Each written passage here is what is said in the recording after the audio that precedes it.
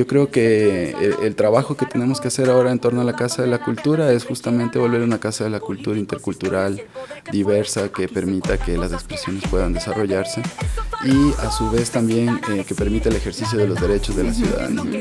Cada vez hay menos estudiantes en los colegios, menos estudiantes en las universidades, y esto realmente genera una problemática porque tenemos mucha deserción estudiantil. Entonces, la cultura puede ser ese otro mecanismo de la educación popular, de la educación que pueda generar cambios en el territorio. De alguna manera se pueda construir una política pública a nivel nacional que genere mecanismos para lograr mayor inversión en arte y cultura en todo el país. Y que esto...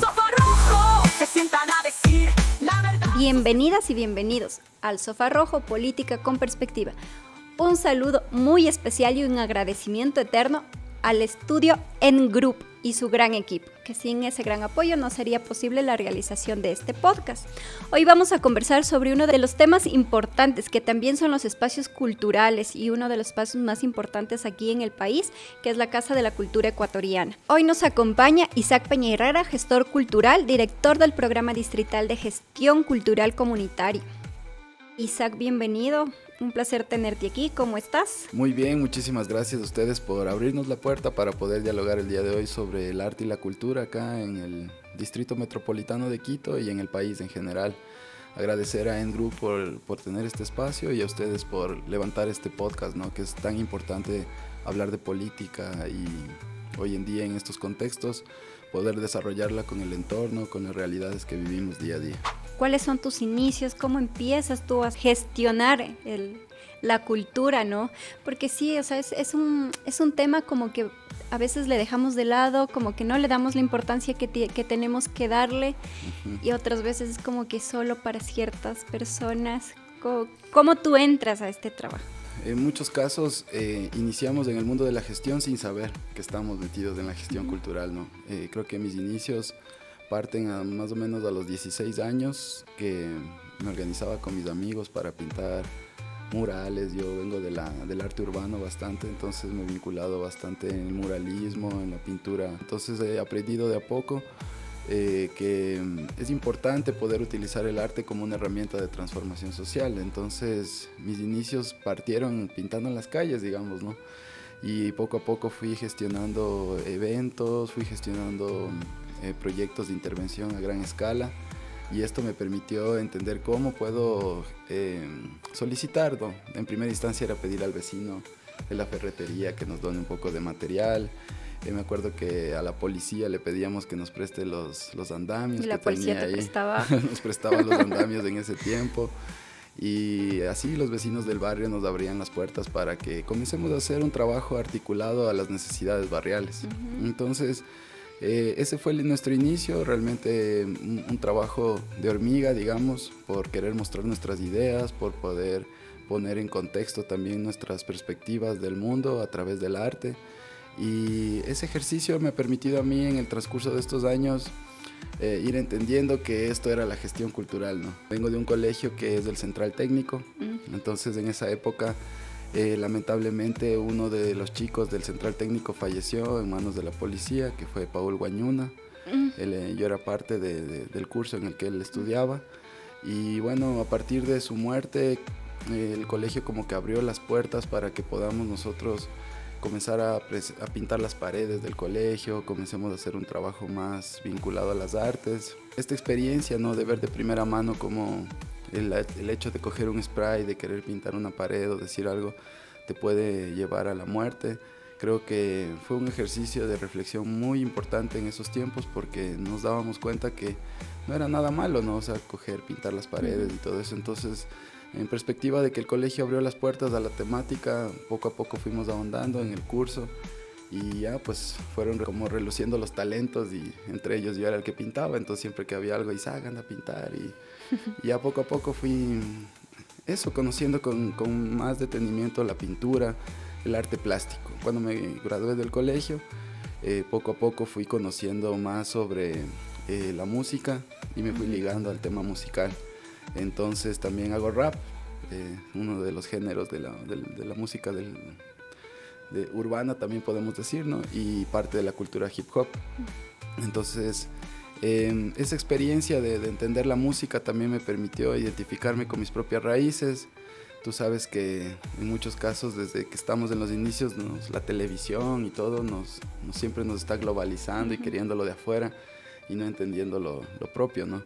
Entonces, en esos nexos ahí me reencontré con mi bisabuelo, que es el Potolo Valencia, que es un gran músico ecuatoriano, que escribió la musicalidad de la canción de Vasija de Barro, por ejemplo, el Chuyaquiteño, algunas canciones que cantamos aquí normalmente en la ciudad, ¿no? Entonces, poco a poco fui reconectándome con ese origen y después pasé también al teatro, manejando algunas perspectivas del teatro del oprimido, conociéndome con Augusto Boal.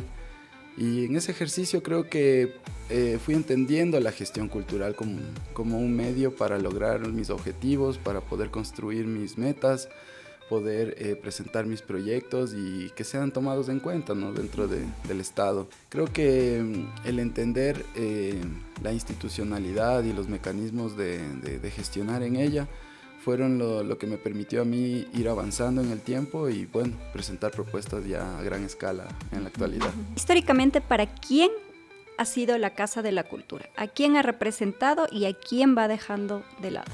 En términos generales, yo creo que la Casa de la Cultura, bueno, no creo, en realidad fue creada para los pueblos y nacionalidades, ¿no? Era un espacio donde se iba a trabajar en fortalecer su identidad, en fortalecer su memoria, pero en ese ejercicio creo que con el tiempo se ha ido quedando en los círculos más pequeños entre abogados, personas catedráticas, ¿no es cierto?, que hacen un estudio de la cultura, pero no ha sido la cultura como tal tomándose esos lugares, ¿no? Entonces, creo que Benjamín Carrión en esta construcción de la Casa de la Cultura lo que buscaba era que los pueblos y nacionalidades se tomen ese espacio, pero ha sido, creo que históricamente, un espacio que no ha permitido que ellos entren directamente, sino que sea un espacio donde puedan mostrarse todas las artes pensadas hacia ellos, pero no desde su propia perspectiva. La Casa de la Cultura en la actualidad tiene unos nuevos mecanismos de trabajo que está buscando democratizar el uso de los espacios y el trabajar directamente de otra manera, porque digamos que en la antigüedad había una forma de entregar el uso de los espacios. Si eras amigo del presidente o te conocías con ellos, tenías la apertura para ocupar los espacios, pero si es que no, por lo general no te tomabas de ese espacio. Entonces creo que en este caso quien queda alejado de la Casa de la Cultura en muchos casos es la ciudadanía, porque la ciudadanía no siente que la Casa de la Cultura es suya, piensan que solo es un espacio para los artistas. Es como pensar que los hospitales son para solo los médicos y en realidad los hospitales es para la ciudadanía. Claro. ¿No es cierto? Entonces los médicos son el canal para solucionar las enfermedades, en este caso los artistas, los gestores culturales son las personas para llevar ese arte, esa cultura a la ciudadanía. Entonces creo que hay un reto muy grande con la Casa de la Cultura y es que la Casa de la Cultura vuelva a ser de la ciudadanía. Has dicho algo súper importante sobre democratizar la Casa de la Cultura, ¿no es cierto? ¿A qué te refieres exactamente y cómo se puede garantizar la participación sin caer en cuotas simbólicas?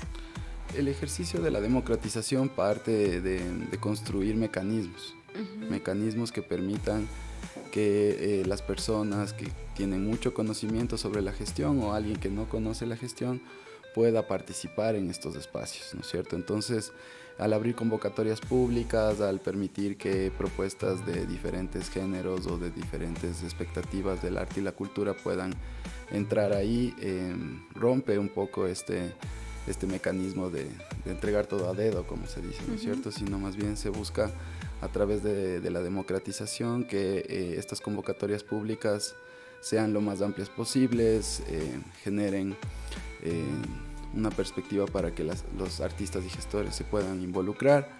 Y bueno, creo que ha sido el reto más grande que ha tenido en estos últimos 4 años la Casa de la Cultura, porque en estos últimos 4 años es que se habla mucho del tema de democratizar este espacio para la gente. ¿Qué papel juegan los artistas jóvenes, las mujeres y ahora los pueblos y nacionalidades? En la construcción de las artes, la época de la juventud es un tiempo de experimentación muy importante.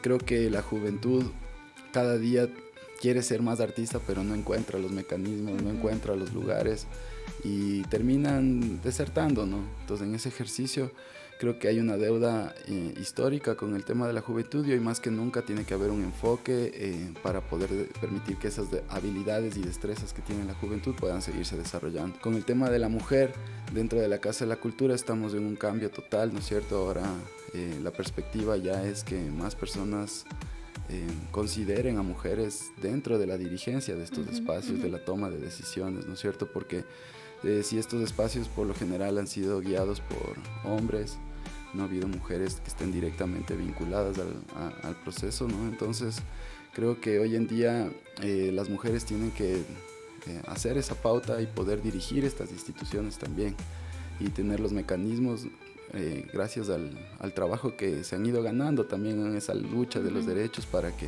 sean visibilizadas y que puedan plantear sus propuestas así como un joven, ¿no es cierto? Como cualquier persona de este entorno.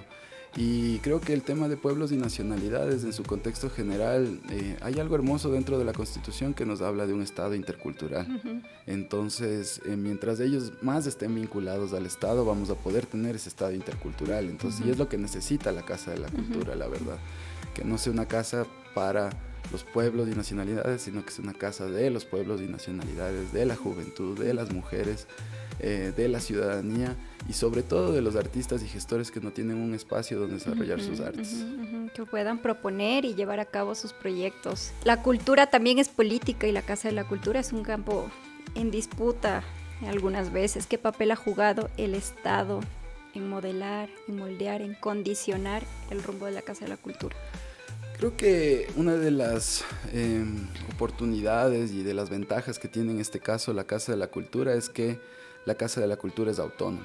Entonces, no depende directamente de directrices de la centralidad, ¿no es cierto? O sea, no es que el Ministerio de Cultura ordena hagan esto y esto hace la Casa de la Cultura, sino que más bien ha sido un espacio siempre crítico de reflexión, que ha estado en contra de las estructuras estatales y que ha permitido justamente manejar esas autonomías y permitir que muchos procesos puedan ser visibilizados. Es importante entender que a partir de la construcción de la Ley de Cultura, muchas de estas formas de trabajo de la Casa de la Cultura fueron reestructuradas, fueron entendidas y hoy están como parte de la Ley de Cultura. Entonces, la participación se vuelve indispensable porque existe en el Sistema Nacional de Información del Ministerio de Cultura algo que se llama el RUAC, el Registro Único de Artistas y Gestores Culturales. Entonces, hoy en día los artistas y gestores que están vinculados a este registro pueden participar en las elecciones, pueden votar, pueden también tomar voz y voto sobre este tema. Entonces, creo que la Casa de la Cultura con la Ley de Cultura, que no es la mejor, pero y existe ya una ley que permite y da un amparo a los artistas y gestores, puedan también participar de este espacio, porque antes solo quienes elegían eran los que eran miembros de la Casa de la Cultura. Y esto es oportuno porque es eso, ¿no? O sea, es participar, es poner tu voz y voto por la propuesta que tú creas. Entonces, creo que eso ha permitido que la Casa de la Cultura maneje su autonomía y que pueda ser crítica también frente al Estado. Además que hay que entender que la Casa de la Cultura en su mayoría de años desde su fundación ha trabajado desde una línea de izquierda, ¿no es cierto? Varios partidos políticos han trabajado directamente en este espacio y se han mantenido ahí como reliquias. Y bueno, ha sido todo un ejercicio también pensar en la juventud tomada dentro de la Casa de la Cultura, ¿no es cierto? Con otras perspectivas, desde la experiencia, de lo que hablábamos hace un rato también, ¿no? De este estado de la interculturalidad, que es un diálogo entre iguales. O sea, puede ser que tú tienes un PhD o tienes un título de masterado o alguna cuestión, pero hay gente que conoce el territorio, que su experiencia le ha permitido tener otras dinámicas que en muchos casos están vacías de la parte académica, pero llenas claro, de sí, y contenido. conocen otras formas de la transmisión cultural, ¿no? Como por ejemplo la hablada, esa creo que es la más importante, de la que las abuelas cuenten, y eso se va replicando y se va difundiendo.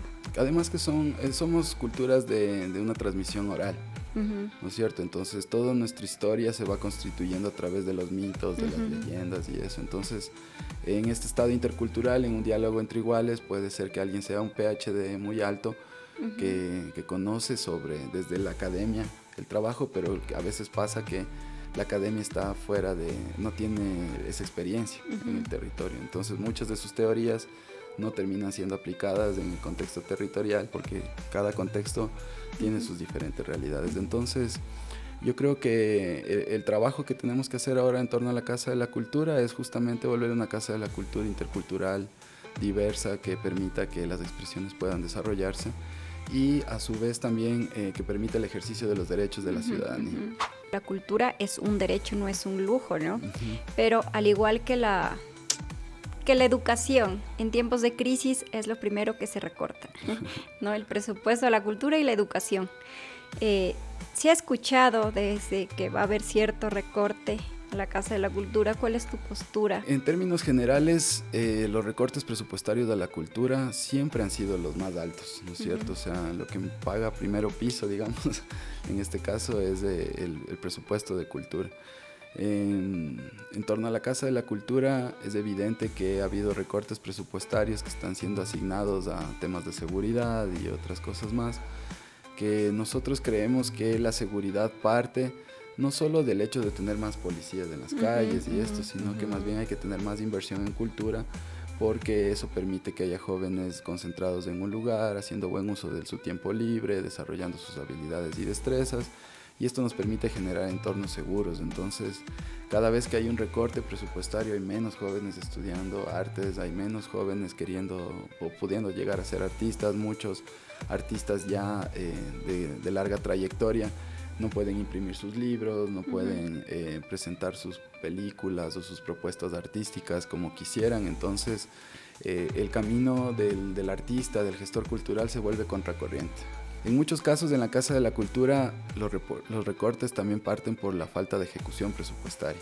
Entonces hace falta el fortalecimiento de los funcionarios para que puedan ejecutar esos recursos y que realmente no venga, en este caso, el Ministerio de Economía y les termine debitando esos recursos, ¿no es cierto? Entonces creo que el ejercicio nos ha hecho entender en el transcurso de los años en América Latina que si se logra mayor inversión en cultura puede reducir los índices de violencia. Por ejemplo, tenemos Medellín, que desde el año 2009 se levantó toda una política de inversión en cultura que hizo que Medellín invertía del 0.8% en cultura.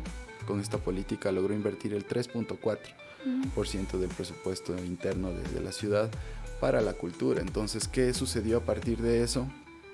Es que se comenzaron a constituir los parques biblioteca, ¿no es cierto? O tienes en la Comuna 13 infraestructuras que cambian el entorno y la vida de las personas que habitan estos territorios.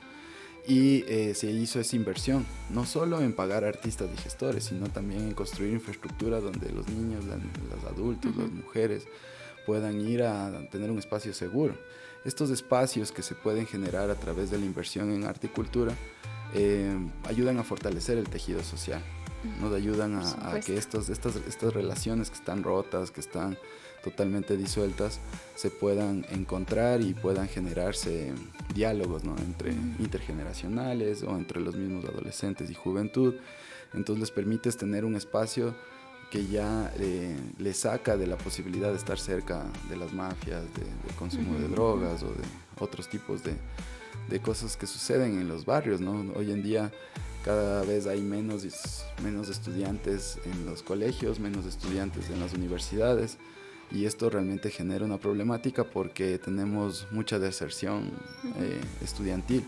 Entonces la cultura puede ser ese otro mecanismo de la educación popular, de la educación que pueda generar cambios en el territorio. Entonces este ejemplo, ¿no es cierto?, nos permite a nosotros entender que si generamos mayor inversión en cultura, podemos tener una sociedad mucho más tejida, mucho más fortalecida, con jóvenes con perspectivas de fortalecer sus sueños y no de entrar a los campos de las mafias o cosas que están sucediendo hoy en día. Entonces, creo que nuestro ejercicio, y por eso estamos aquí juntos y juntas, es porque estamos haciendo una campaña que se llama también Menos Violencia, Más Cultura, que lo que estamos buscando es que de alguna manera se pueda construir una política pública a nivel nacional que genere mecanismos para lograr mayor inversión en arte y cultura en todo el país, y que esto desate políticas locales, políticas provinciales y fortalezca la política nacional que existe hoy en torno a la ley de cultura. Entonces, mientras el Estado logra entender que si genera más inversión en la Casa de la Cultura o a su vez en el mismo Ministerio de Cultura o en su Instituto de Fomento, Artes y Creatividad, o en lo que está denominado como el Sistema Nacional de Cultura, que son todas estas instituciones que reciben recursos para ejecutar actividades culturales, como los gobiernos locales, por ejemplo, el gobierno parroquial tiene un recurso para ejecutar sus actividades de festividades y arte y cultura, ¿no es cierto? También tiene el gobierno cantonal su área para poder invertir en cultura, y a su vez a nivel provincial. Entonces todas estas instancias forman parte del Sistema Nacional de Cultura. Y lo que se busca es que haya un tejido institucional, ¿no es cierto?, pero que también dialogue con las necesidades locales, y que permita que podamos constituir propuestas que realmente recaigan en efectos en el territorio, porque muchos proyectos terminan siendo construidos desde el escritorio, y tú sabes que una política que viene de arriba hacia abajo pocas veces termina siendo ejecutada. Entonces nuestra lucha es por construir política de abajo hacia arriba. Las crisis que estamos afrontando hoy en día también se vuelven una ventana de oportunidades para construir políticas públicas que nos ayuden a mejorar las condiciones del sector.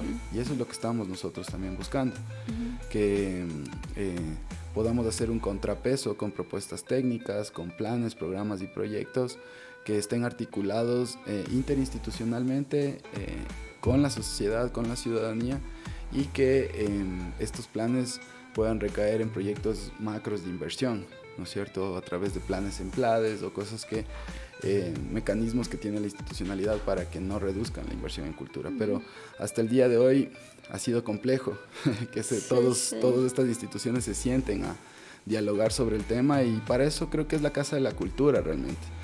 Es una de las instituciones llamadas a activar este Sistema Nacional de Cultura y poder fortalecer ese trabajo local, y a su vez también fortalecer la inversión, o sea, que no siga habiendo reducción, sino que esto a su vez mejore las condiciones de vida en los territorios. ¿Cómo tú ves la realidad, el contexto actual como país, con el gobierno actual, con todo lo que está sucediendo, desde tu espacio, desde lo que tú eres como gestor cultural, que eres especialista en lo que es la política pública?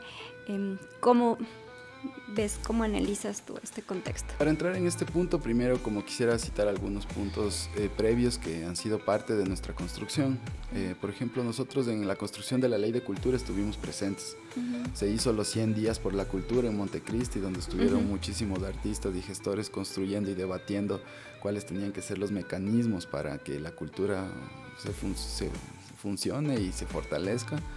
Y entre esos logramos nosotros también plantear que dentro de la Ley de Cultura queríamos que exista un capítulo para fortalecer la cultura viva comunitaria, específicamente la gestión cultural comunitaria.